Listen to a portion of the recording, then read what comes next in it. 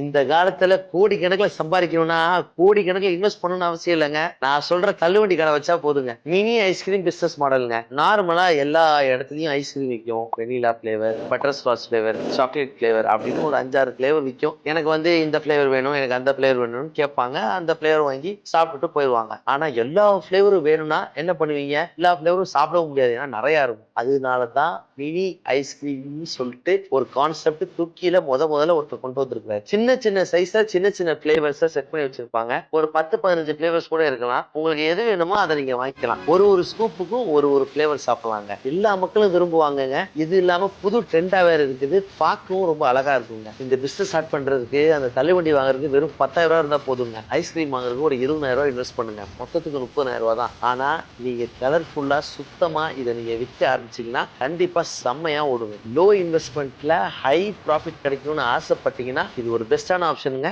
கண்டிப்பா எடுத்துப்போம்.